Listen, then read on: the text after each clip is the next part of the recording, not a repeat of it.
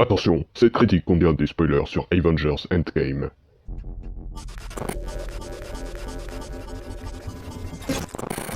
Bonjour, ici Prescott, le nouveau présentateur de l'émission. Et si ça vous plaît pas, je peux toujours vous montrer comment faire plus qu'un pouce rouge. Là, c'est le générique.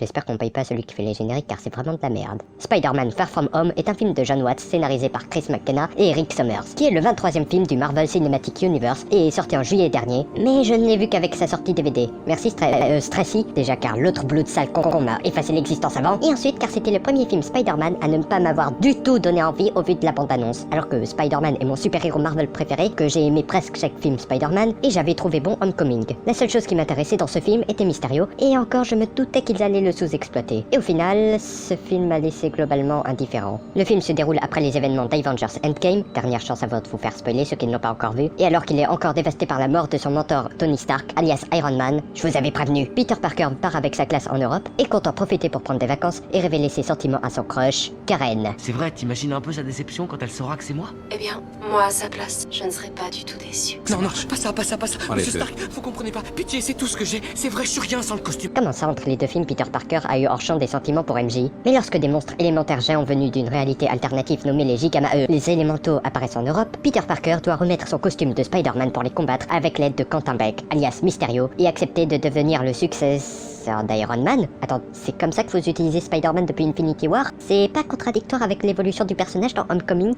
Je veux dire, je crois que ce serait mieux pour l'instant que je fasse profil bas, que je me contente d'être la petite araignée sympa du quartier. Non, maintenant t'es le nouvel Iron Man. Surtout que War Machine était là s'il y avait besoin de trouver un successeur à Tony au lieu de mal exploiter Peter. L'histoire est la moins intéressante histoire jamais faite pour un film Spider-Man. On va le dire tout de suite, la seule chose vraiment intéressante dans l'histoire est apportée par Mysterio. Vous l'enlevez du film et ça devient un road trip teenage movie. Quant au personnage, Tom Holland fait toujours un aussi bon jeu d'acteur pour Spider-Man, malgré la régression du personnage. Les camarades de Peter Parker sont soit moins intéressants, soit fades, entre le rival de Peter dont je me souviens même plus du nom, Flash qui est une parodie d'une parodie, et le prof qui s'y connaît pas en technologie, et c'est censé être drôle. Ou encore Ned qui est inutile, et MJ qui est moins mémorable que dans Homecoming. Je précise au cas où j'aimais bien Ned, MJ et même Flash dans Homecoming. Nick Fury est peu présent, mais suffisamment bien exploité, et Mysterio est le seul personnage intéressant du film. Mais est-ce qu'il le sauve vraiment de la place du pire film Spider-Man?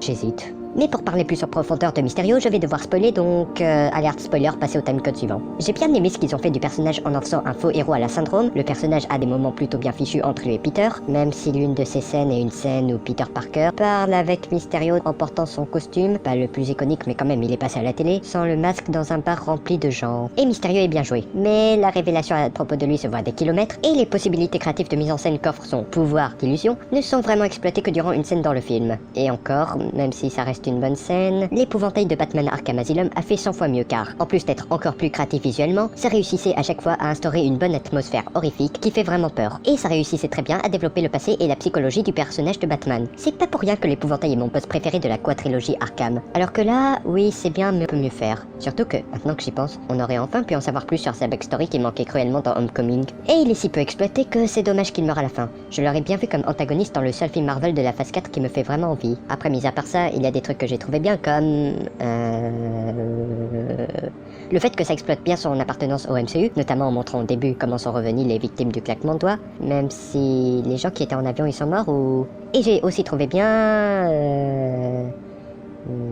les scènes d'action pas trop mal, et l'humour bon par moment, et...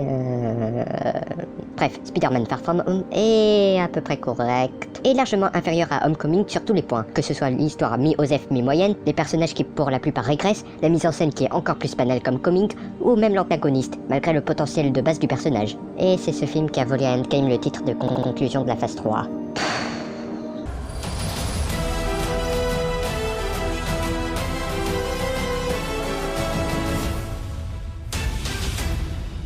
Et alors qu'il est encore dévasté par la mort de son mentor Tony Parker...